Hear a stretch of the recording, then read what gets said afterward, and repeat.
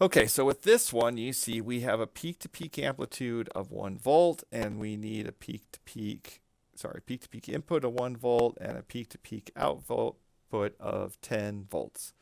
But what we see here is our input is 300, which is fairly, hasn't been too different, but we have a much smaller output load. So an output load of 100 ohms is fairly small. So we're probably going to need a buffer to get this to work. So what we're going to have is we're going to have a gain stage, which is a common emitter amplifier, plus a buffer, which is a common collector amplifier to get this to work.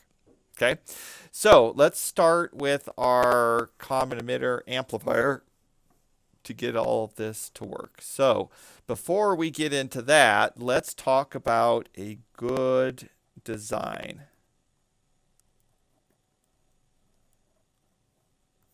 Okay, with a good design, we want to make sure that our R out of the full thing is much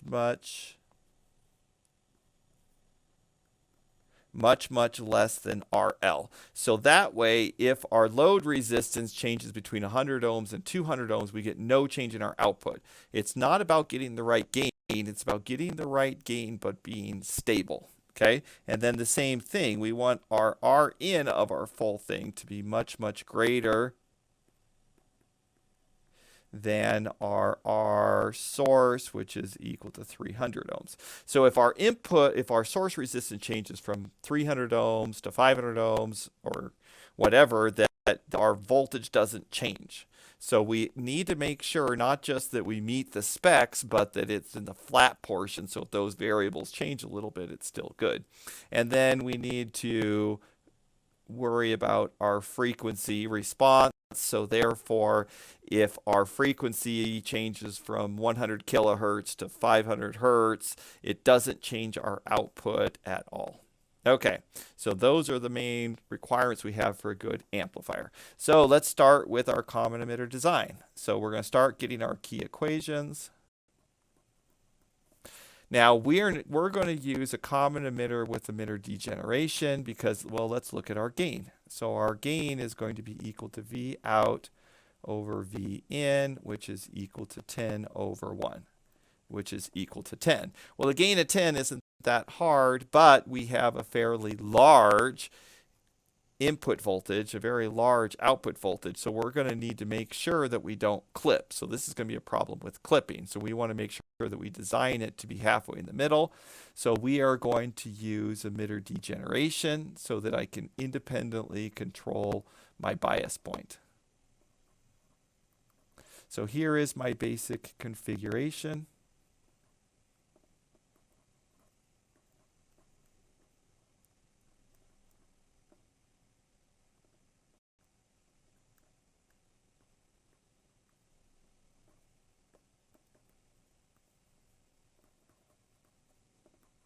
Okay, and then we need to start getting our key equations. So our key equations, we're going to start with our gain equation, which is RC over 1 over GM plus RE.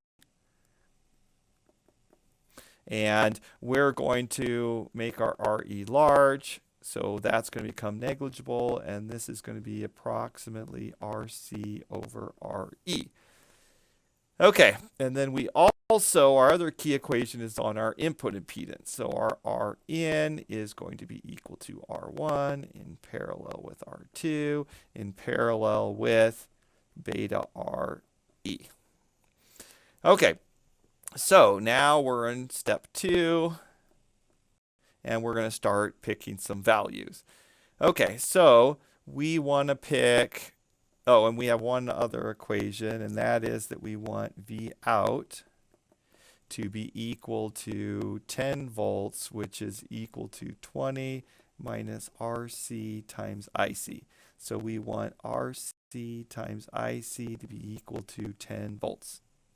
Okay, so then part 2 is we want to figure out, we have to start picking some values. So this is kind of arbitrary.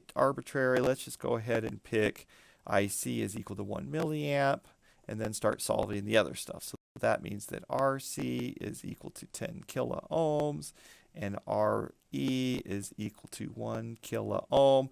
Let's go back and check our assumptions. So we assume we wanted our 1 over GM, which was equal to VT over IC, which is equal to 26 millivolts over 1 milliamp, which is equal to 26. So 26 is definitely much, much smaller than 1 kilo ohm. So this approximation here is valid. Okay, so now we're ready to go to LT-Spice to get all this to work out. So we're going to go over to LT-Spice. Okay, and we picked an RE of 1K. We picked an RC of 10K. We want R1 and R2 to be big. Might as well get as big of input impedance as possible. And so we're going to come in here and make this 1 meg. And we will sweep this one. So we're going to sweep that, and we're going to do a dot step param sweeping R 100K to 1000K by 10K steps. And you can see we're doing an operating point. So we run this.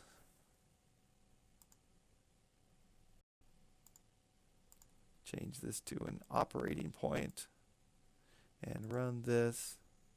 And we're looking at our output right here, and we want this to be 10 ohms, so, or 10 volts. So we'll zoom in here. Oh.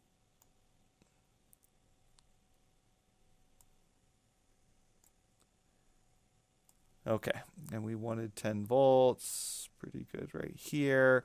So 108K. So we're going to change this to 108K.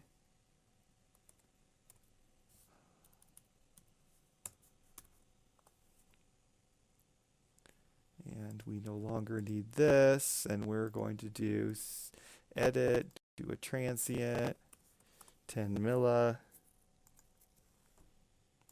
Run that, and so you see here we have a 1 volt peak to peak. Here we have a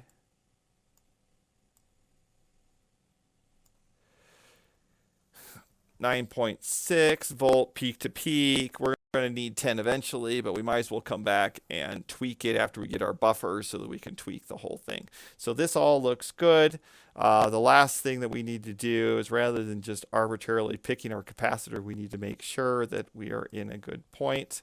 So we are going to come in here, and we need F sub C, which is equal to 1 over 2 pi RC, and we need this to be much, much less than 1 kilohertz. Since it doesn't really matter, we're just going to pick this to be about 10. So 1 over 2 pi RC to be approximately to 10. So that way I can pick a nice even capacitor once I get close. So what is my Thevenin resistance seen by the capacitor? So my capacitor is right here. So to the left, it sees 300 ohms.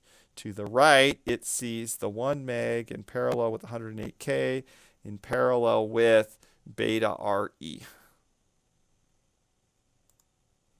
So our R Thevenin is equal to 300 plus our R in.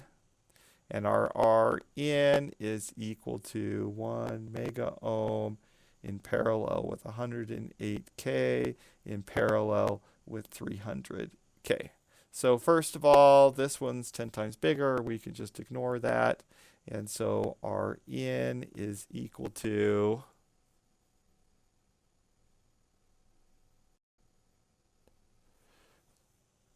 79 kilo ohms. Okay, so then our R Thevenin is equal to 300 plus 79K, and again you can see that this is negligible, and I'm left with 79K. So then our capacitor is approximately equal 1 over 2 pi times 10 times 79K. So that's approximately equal to 0.2 microfarads. We're going to use 0.1 microfarads to keep everything nice and even. So we have 0.1 microfarads. Okay. Now we are ready for our buffer stage. So we're going to start with so now we're back to our key equations. And so we're going to come in here and build our common configuration bias transistor that we've been doing.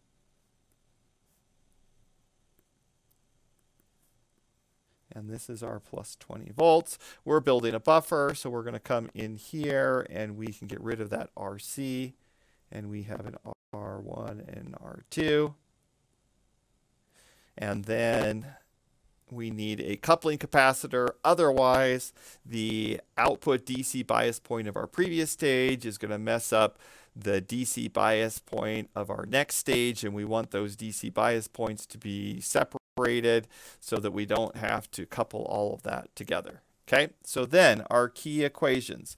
In this case, it's a buffer, so our key equations are going to be impedances, right? So our R out is going to be equal to 1 over GM in parallel with RE, and we want that to be much, much less than 100 ohms. We're going to come in here and say this is negligible, so we're going to say 1 over GM is equal to 10 ohms. Okay, and then we want our R in, which is equal to R1 in parallel with R2 in parallel with beta RE. We want that to be much, much greater than the R out, we'll call this 2, R out 1, which was equal to 10 kilo ohms. So we want R1 in parallel with R2 in parallel with beta RE to be equal to 100 kilo ohms. Okay, so now we're going to start doing all of our equations. So we're going to start with our R out. So we're going to have VT over IC, which is equal to 26 millivolts over IC should be equal to 10.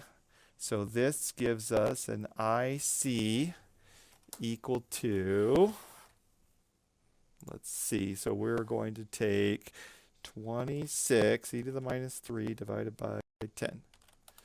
And so that's equal to 2.6 milliamps. Okay, so then if I have 2.6 milliamps, oh, and here is my V out. I want my V out to be biased in the middle. So we want V out to be equal to 10 volts, which is equal to RE times 2.6 milliamps. So our RE is going to be equal to 10 divided by 2.6 milliamps, which is equal to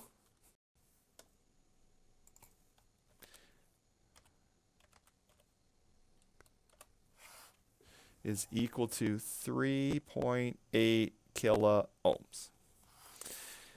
Okay, so we have that, and so then when I take my beta plus 1, beta times RE right here, that's going to be equal to 300 times this, so this is going to be about a mega ohm. So we just need to make sure that R1 and R2 is much, much greater than 100 kilo ohms. Okay, so now we're going to come back over here and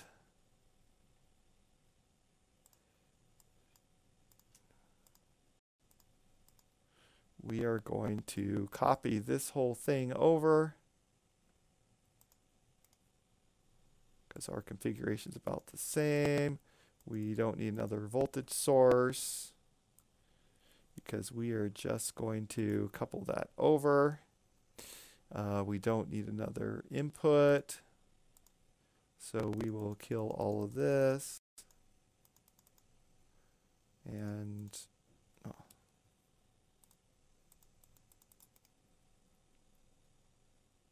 then our output goes down here. Okay, we don't need this, so we'll kill that.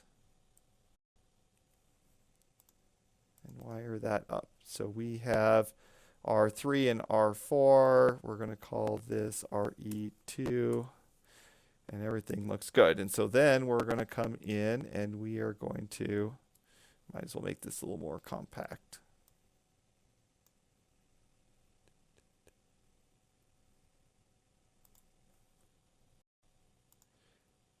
And we will connect those two together. Okay, so this is getting there. Okay, and we said we wanted this to be 3.8 kilo ohms. This was a meg. We're going to resweep this. And then we're going to go s.step param r. And again, 100K to 1000K in 10K steps. Okay.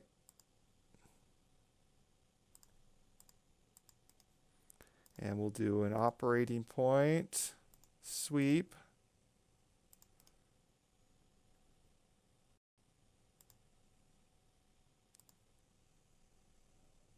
And we want this to be about 10 volts. Oh, so we're going to have to go. So we're going to change this one to R. We didn't quite make it to 10 volts. We're going to change this one to 1 meg. And we will resweep it. Okay, now we're good.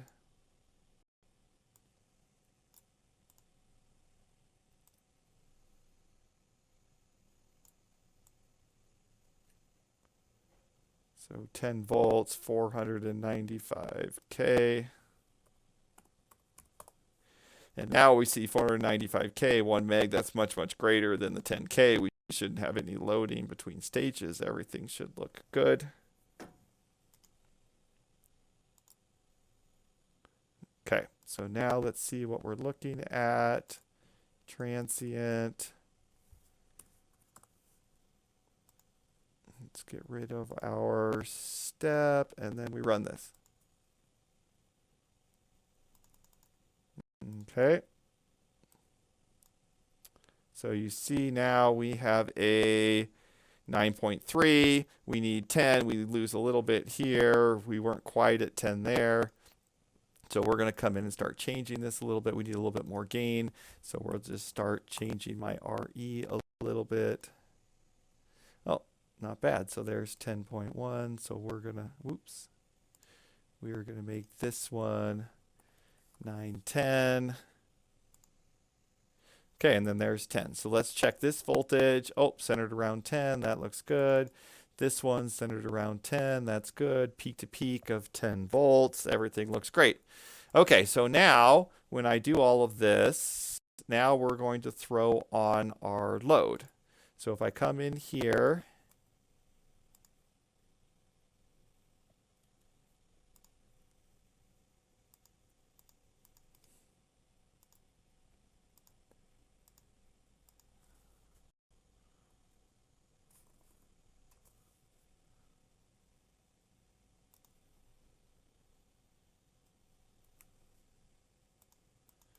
okay, and this was 100 ohms.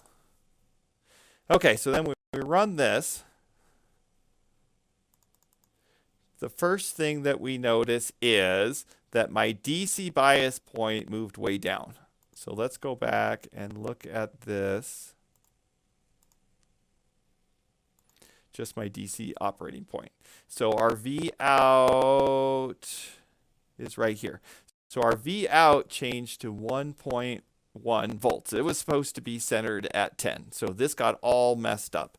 So what ends up happening is that if I look right here, that these two are really in parallel. So my RE2 is not 3.8K. My RE2 is really 100 ohms because these two are in parallel. If this changed to 200 ohms or whatever, it messes everything up. So this is no longer independent. So what I have to do is I have to come in here and add in a capacitor. Okay?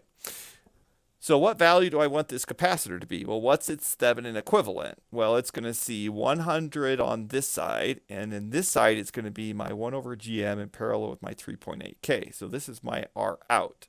So it's going to see 10 ohms looking this direction and 100 ohms looking that direction.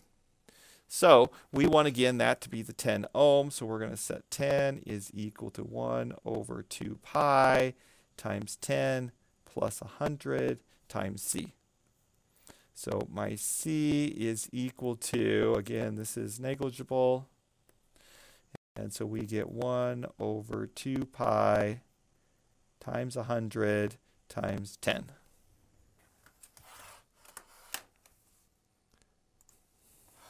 One divided by 2 times pi times 10 times 100.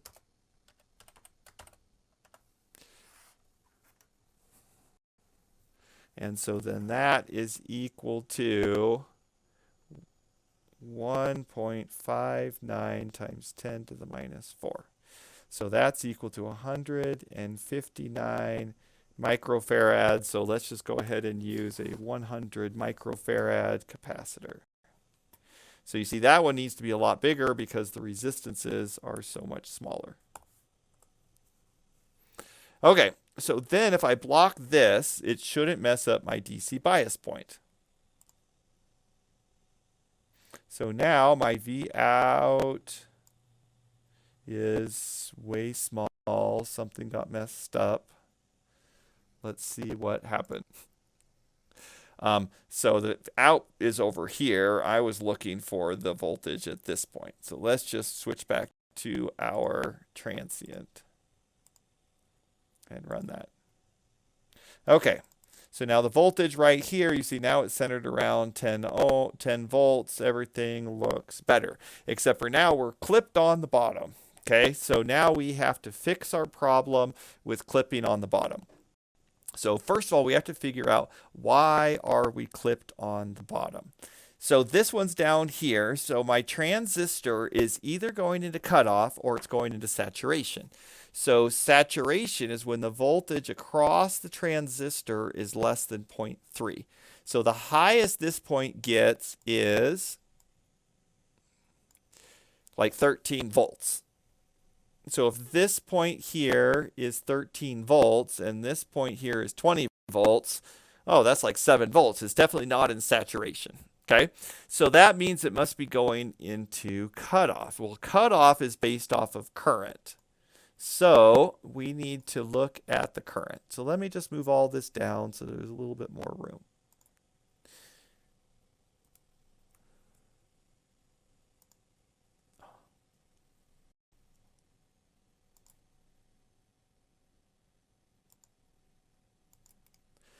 Okay, so I want to look at the current. The problem is, well, I don't know what direction my current's going, so this gets a little bit messy. So I'm just going to throw a resistor in here and basically make it 0. So I'm going to call it 1 micro ohm. So it's really small, so it's basically 0. But now you can see this plot is going to plot my current going down. And just like we expected, at this point here, it's 5 nanoamps. Okay, so this is 5 nanoamps, so it definitely is hitting cutoff. Okay, so now we have to figure out what is going on. Why is it hitting cutoff? So we need some analysis. So we are going to go back in and look at this. We need to look at the currents being supplied by the transistor. So you can see that the current going down here, which we'll just call I total, okay, is going to be broken down into a current right here, which we'll call IE, and a current right here, which we're going to call I load.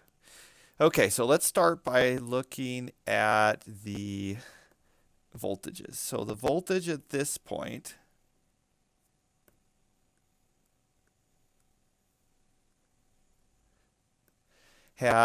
is going to be going from our plus or minus 5. So this is 5 and this is minus 5. Okay, so, and this is my voltage. And then if I look down here at this point, this one is biased, so it is going from 5 volts to 15 volts. Okay, so we want to look at the total current. So let's start by looking at the peak right here. So I of 1 is going to be the sum of those two. So it's going to be equal to 15 over the RE plus 5 over the RL. And so you see this is definitely always going to be greater than 0, so we're not in cutoff. Okay, now when we look down here, I of 2 is going to be equal to 5 over RE. Now this one's negative, so we're going to go minus 5 over R sub L. And we need this to be greater than 0 to not be in cutoff. So we see here that our RE has to be less than our RL. So our RL was 100 ohms, so let's just go ahead and pick 70 ohms for our RE.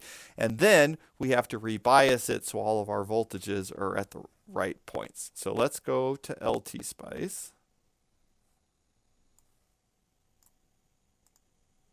So we're going to come in and we're going to change this to 70 ohms. Now when I change that to 70 ohms, it's going to change this DC bias point.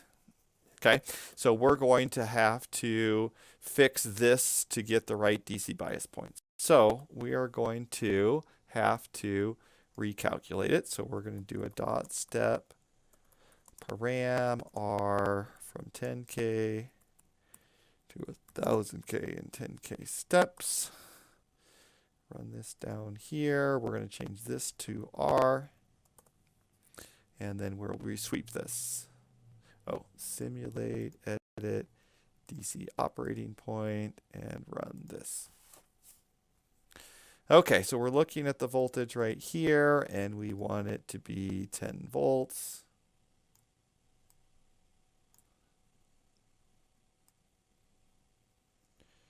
So you see we're right around 16K. We better zoom in a little bit on that. So let's go 10K to 20K in 0.1K steps just to get a smoother plot. Change this to 10. And so we're at 15.2K. Okay, so but then the problem is if this is 15.2K and this is 10K, then you see we're going to have some loading, so we have to fix that loading. So we're going to go back here and change this to 1K, so it's down by a factor of 10. This has to go down to 100 ohms to get that to work, and then we're going to have to resweep.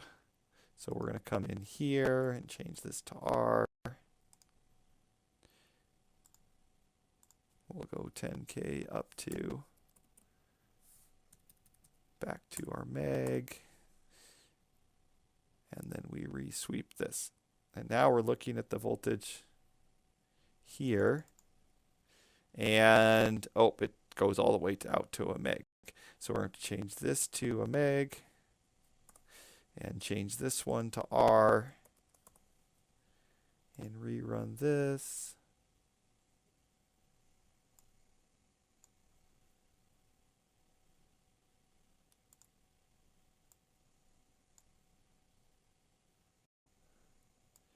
And we're looking for 10 volts again. So 553K.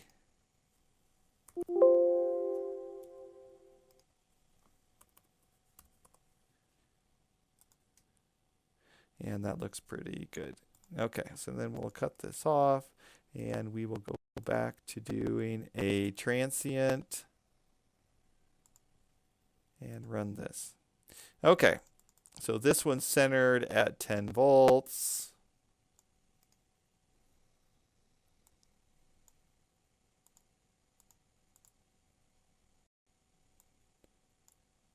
And we have a peak to peak of 8 volts. So you see we need to get a little bit more. So we're going to have to drop this a little bit.